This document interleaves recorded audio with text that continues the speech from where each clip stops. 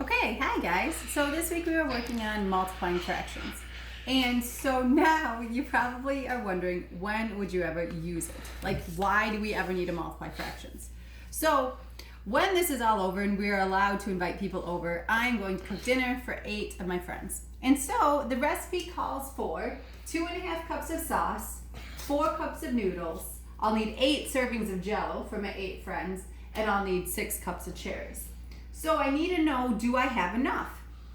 So when I look at this container of sauce, Alfredo, it says that it has 7 servings. Would you zoom on in? It says that it has 7 servings with 1/4 of a cup per serving. But I need 2.5 cups. So I have to multiply the servings by the serving size to see if I have enough cups. So I'm actually going to do that. 7 times 1/4. So if you look here, 7 times 1/4. 7 times 1 is 7. Then I keep it over 4. And so that tells me 7/4. Now that's an improper fraction. And I don't know if 7/4 is more or less than 2.5 cups.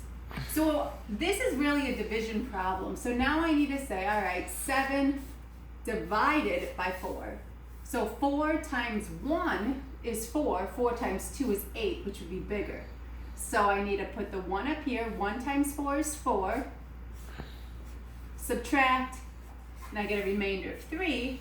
So I know that 7/4 is 1 3/4. So you can tell that I would need another jar of sauce.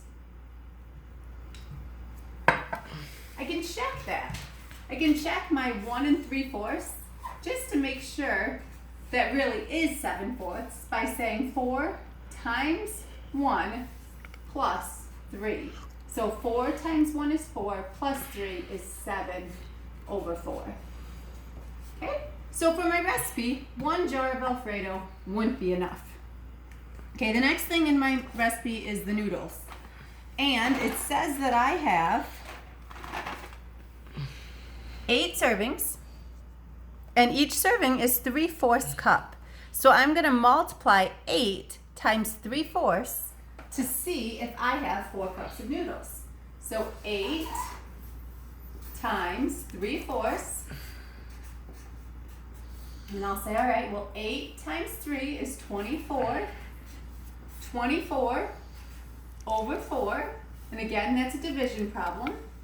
So, well, 24 divided by 4, I know that's 6. So in this container of noodles, it has 6 cups. So my recipe should be fine with just 1 box of the noodles. Then I want to have Jell-O. And it says in my container of Jell-O, there is 1/6 of a package. But I have 8 people. So, you say, all right, well, is 1 going to be enough? If I do 8 times 1/6, 8 times 1 is 8 over 6. So I'm going to need, again, it's a division problem. How many times can 6 go into 8? 1. 1 times 6 is 6. Subtract 2. And so it's 1 2/6. So I am at least going to need 2 boxes of Jell-O. Exactly, I'll need 1 2/6 boxes of Jell-O. But the Jell-O store, the store doesn't sell Jell-O in 2/6. So really I'd have to get 2 boxes of Jell-O. Then the last thing is, it says I need 6 cups of cherries for my recipe.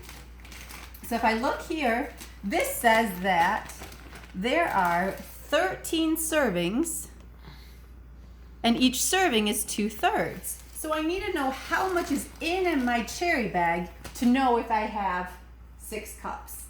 So it was 13 servings, 13 times 2/3. I say, well, 13 times 2 is 26 over 3. And then I would need to say 3 goes into 26, so 26 divided by 3, and that's going to be 8, because 8 times 3 is 24, so I got close to 26 without going over. Then I'm going to subtract, and I get a 2. And so normally we would say, well, I have 8 remainder 2. But in this case, we have 8 and 2/3. So I know that in this bag of cherries, in my one bag of cherries, I have 8 2/3 cups of cherries. And my recipe only needed 6. So my one bag of cherries should be enough. All right, so I hope that this was practical in you learning why it's important to understand how to multiply fractions. All right, well, good luck with this week's math work. Bye-bye.